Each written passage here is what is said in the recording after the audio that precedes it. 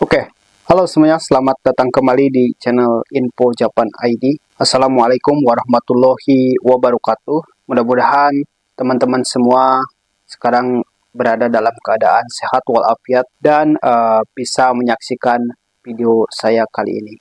Oke, di video kali ini saya ingin membahas sesuatu yang menjadi pertanyaan teman-teman dari subscriber di Info Japan ID ini itu. Ada pertanyaan yang ingin saya jawab dan mudah-mudahan pertanyaan ini bisa menjadi salah satu acuan ya buat teman-teman yang ingin bekerja di Jepang dan menjadi salah satu pengalaman yang akan saya bagikan kepada teman-teman semua. Dan semoga pengalaman saya bekerja di Jepang ini tuh bisa bermanfaat buat teman-teman semua yang ingin bekerja di Jepang. Oke, jadi pertanyaannya tuh kayak gini ya. Oke, katanya, Konnichiwa Senpai, kalau ada waktu bahas tentang ujian tahun pertama bagi Jisusei dong. Kemungkinan lolos dan gak lolosnya berapa persen? Terus kalau gak lolos dan dipulangkan itu apa bisa balik lagi ke Jepang dengan visa TG atau Tokuti Gino ya? Oke, teman-teman semua, di sini saya mau mencoba menjawab pertanyaan dari subscriber Info Japan ID ini tuh. Jadi pertanyaan intinya adalah tes keterampilan ya, tes keterampilan kerja ketika waktu kita proses magang di Jepang. Jadi setelah datang ke Jepang bekerja selama 1 tahun, di dalam jangka 1 tahun ini itu akan ada tes tahun pertama. Nah, yang menjadi pertanyaannya itu kalau misalkan tesnya nggak lolos itu gimana gitu kan. Di sini gue mau katakan dulu kepada teman-teman semua bahwa untuk program Jisusei tahun sekarang itu saya belum tahu ya, belum mendapatkan informasi apakah Jisusei sekarang itu masih ada tes seperti waktu saya dulu atau sudah dirubah gitu kan, karena mulai dari peraturannya itu sekarang sudah dirubah ya, seperti apa yang dikatakan di video sebelumnya tentang penggantian program magang Jisusei ya, atau program Jisusei itu diganti program-programnya, mungkin juga diganti cara kerjanya, mungkin juga dihilangkan ya tesnya, tapi itu saya belum tahu ya. Jadi belum ada informasi sama sekali untuk masalah program Jisusei yang pada saat ini tuh saya kira hampir sama kayak Tokutei Ginu ya, persyaratan-persyaratannya juga dengan prosedur-prosedurnya ya. Tetapi di video kali ini saya akan membahas tentang pengalaman saya pada saat saya magang di Jepang pada tahun 2019 sampai dengan 2022.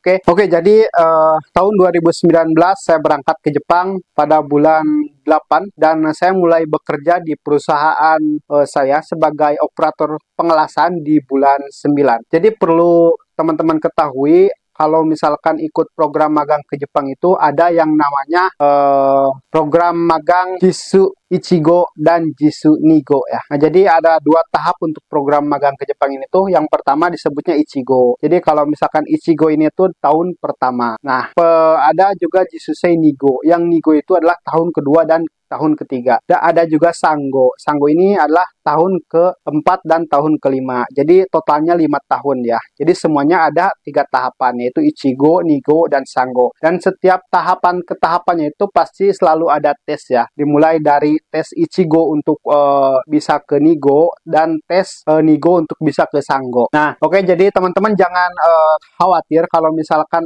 masih sama ya prosedur pemagang pada saat tahun ini masih sama, ada tes Ichigo, Nigo, Sangonya gitu. Itu teman-teman semua jangan khawatir ya. Jadi yang dites di tahun pertama itu adalah keterampilan teman-teman bekerja. Jadi kalau misalkan teman-teman ketika tes tahun pertama bahasa Jepangnya itu 0, atau misalkan teman-teman gak lulus tes bahasa Jepangnya, jadi bukan berarti tes bahasa Jepangnya itu bukan berarti tes bahasa Jepang yang JLPT atau apa gitu ya. Tapi ini tuh pengetahuan umum tentang pekerjaan teman-teman. Jadi tes bahasa Jepangnya itu bukan tentang bahasa Jepang, tapi tentang pengetahuan umum bidang kerja teman-teman dalam bahasa Jepang. Nah, jadi ada 2 tesnya ya. Ada tes bahasa Jepang dan ada tes praktik. Nah, yang paling utama itu adalah tes praktiknya ya teman-teman. Yang penting tes praktiknya teman-teman lulus, itu tes bahasanya ngikut ya. Kalaupun tes bahasanya nggak lulus, itu teman-teman sudah termasuk lulus. Oke teman-teman, jadi kalau misalkan teman-teman sudah lulus di tes praktek, itu sudah termasuk lulus tes tahun pertama. Jadi tes pengetahuan dalam bahasa Jepangnya itu tidak terlalu penting, tapi ini hanyalah formalitas. Nah, walaupun teman-teman misalkan ya di tes tahun pertama ini tuh gagal pada saat tes prakteknya, nanti bakal ada kesempatan kedua kalinya untuk ikut tes praktek lagi. Jadi perusahaan itu kalau misalkan perusahaannya srek sama teman-teman, wah kamu ini harus bekerja di sini terus gitu kan. Itu sama sekali ya, walaupun gagal itu masih dikasih kesempatan sampai beberapa kali sampai teman-teman lulus ya. Itu pas ini kalau misalkan teman-teman sudah kepakai sama perusahaan, jadi jangan khawatir. Nanti teman-teman pada saat tes pertama teman-teman pasti lulus ya. Semuanya juga pasti lulus lah. Terus juga ya pada saat sebelum ikut tes, pasti di suatu perusahaan itu untuk anak-anak jisunya itu pasti sudah dipersiapkan nih. Tesnya itu bakal kayak gini nih, prakteknya dulu ya, gitu kan ya. Tiap hari kita bakal rensu terus ya untuk tes praktik itu sampai ketika saat kita tes, wah ini udah biasa nih, kita udah praktik tiap hari pasti bisa gitu kan. Nah, kurang lebih kayak gitu ya. Jadi tesnya itu gak terlalu sulit. Jadi rata-rata lulus ya. Kemungkinan tidak lulusnya itu adalah 10%. Nah, pertanyaan selanjutnya, kalau misalkan tes pertama gak lulus, apakah teman-teman setelah pulang bisa balik lagi ke Jepang dengan Visa Tokutei Gino? Sangat bisa sekali ya. Jadi untuk Visa Tokutei Gino ini itu tidak harus teman-teman lulus dulu Jisusei, nggak harus teman-teman nilainya bagus ketika sehingga harus, yang penting teman-teman mempunyai sertifikat, mempunyai kualifikasi, mempunyai atau lulus SSW-nya.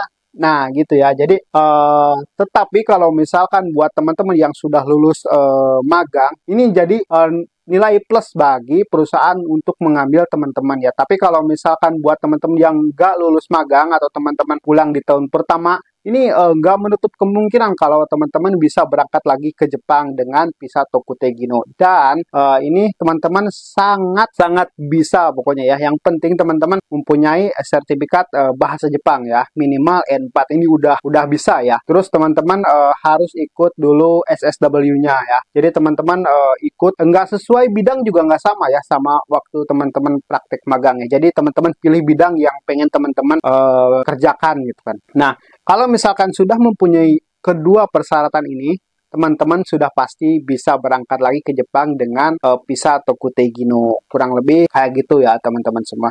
Oke, jadi selanjutnya ketika teman-teman nanti sudah lulus tes praktek tahun pertama, itu teman-teman masuk ke Nigo. Nigo ini tahun kedua dan tahun ketiga. Nah, pada saat tes praktek tahun kedua dan tahun ketiga juga ada tesnya ya, praktek sama tulis. Tetapi tesnya ini lebih susah daripada tes tahun pertama. Nah, ada yang lulus, ada yang nggak lulus ya. Di sini ini teman-teman jangan khawatir ya.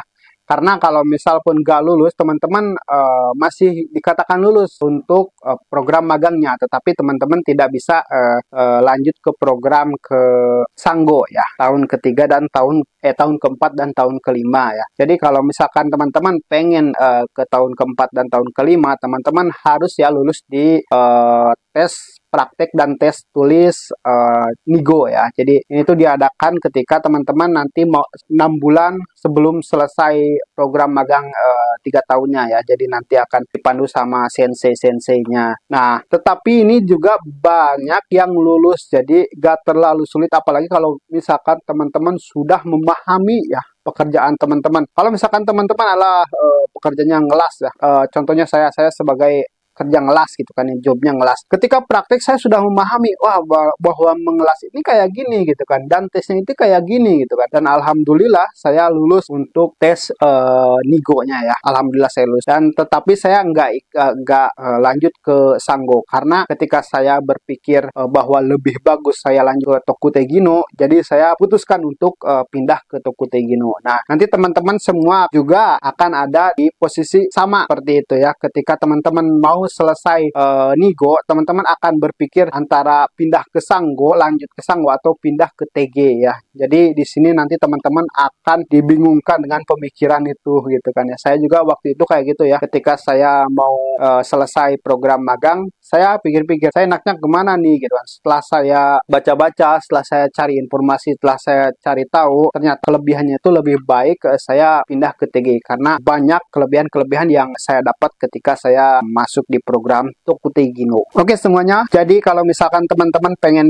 bekerja di Jepang, teman-teman jangan menyerah ya. Yang paling utama adalah bahasa Jepang sih kalau menurut saya. Entah itu ketika teman-teman jadi Jisusei ataupun teman-teman jadi Tokutei Gino, yang paling utama adalah bahasa. Walau memang banyak dari senpai-senpai yang mengatakan bahasa mah entaran aja gitu, yang penting kerja. Kalau misalkan bahasanya bagus, kerjanya nggak bagus, buat apa gitu, nggak kepake sama perusahaan, yang penting kerjanya bagus. No, ini itu salah satu persepsi yang salah. Jadi teman-teman jangan ngikuti orang yang kayak gini ya. Mumpung teman-teman lagi di Jepang, mumpung teman-teman bekerja di Jepang, mumpung teman-teman hidup di Jepang, jadi apa? Di sini tuh pakai bahasa Jepang, bukan pakai bahasa Indonesia. Berinteraksi dengan orang Jepang menggunakan bahasa Jepang, berinteraksi dengan orang non-Jepang selain orang Indonesia menggunakan bahasa Jepang. Jadi sudah tentu bahasa Jepang ini itu sangat-sangat dibutuhkan. Karena apa? Karena kalau teman-teman bahasa Jepangnya jago, otomatis ketika atasan memberikan perintah kepada teman-teman, teman-teman akan bisa mengerjakannya dengan sangat baik. Walaupun teman-teman sama sekali nggak tahu pekerjaannya bagaimana, pekerjaannya apa, belum pernah pengalaman. Tetapi ketika teman-teman mengerti apa yang dikatakan oleh atasan, ini harus gini, ini harus gini, ini harus gini. Nah ini tuh cara cakapnya bahasa Jepang. Jadi nanti teman-teman ketika,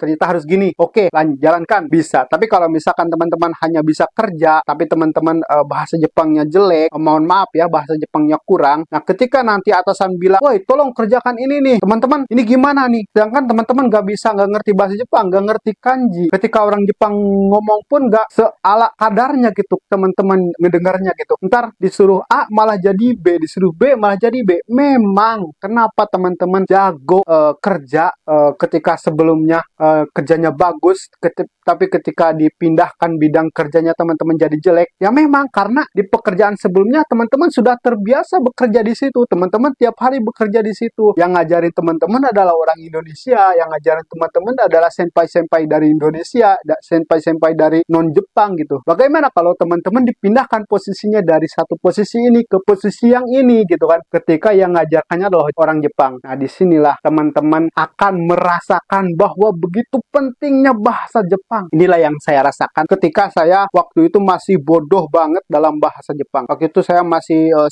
tahun bekerja di Jepang, terus saya udah enak-enak kerja ya, saya udah nggak perlu mikir bahasa Jepang lagi, saya nggak perlu belajar bahasa Jepang lagi karena kerjaan saya udah hafal lah isi. Tapi ketika tahun kedua, ketika saya lulus di tahun pertama ke tahun kedua, saya diberikan tanggung jawab yang lebih daripada ketika tahun pertama. Jadi ketika masuk ke tahun kedua, saya dikasih pekerjaan yang baru, saya dikasih jimeng baru, saya dikasih urutan pekerjaan yang baru, saya dikasih cara-cara kerja yang baru. Dan ketika itu, waktu itu ketika saya pindah, itu bahasa Jepang saya itu rata-rata, sangat rata-rata. Waktu itu saya sama sekali dong gak ngerti kanji ketika saya baca jimeng, ketika saya baca urutan kerja gak ngerti. Waktu itu saya pernah dimarahin ya satu kali, katanya kamu ini gimana sih kerja gitu kan, kamu ini udah 1 tahun pasti gitu-gitu ya kan sama orang Jepang, kamu ini harusnya bisa ngerti bahasa Jepang dong, kamu ini gini gitu kan. Hingga akhirnya waktu itu saya frustasi dan akhirnya saya putuskan untuk belajar bahasa Jepang dengan giat. Waktu itu saya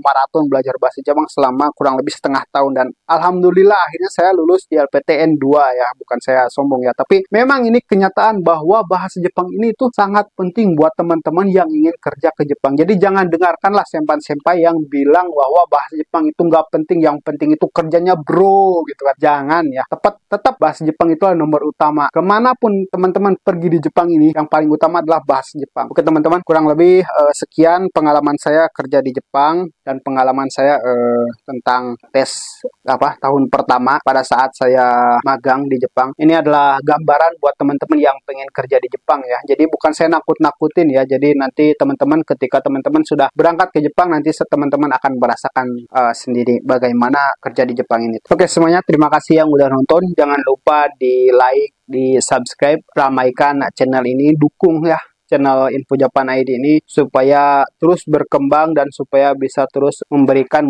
motivasi-motivasi buat teman-teman yang pengen kerja di Jepang, buat teman-teman yang pengen berkarya di Jepang ya. Jangan lupa untuk terus dukung channel ini. Sampai jumpa, sampai ketemu di video selanjutnya. Salam Info Japan ID.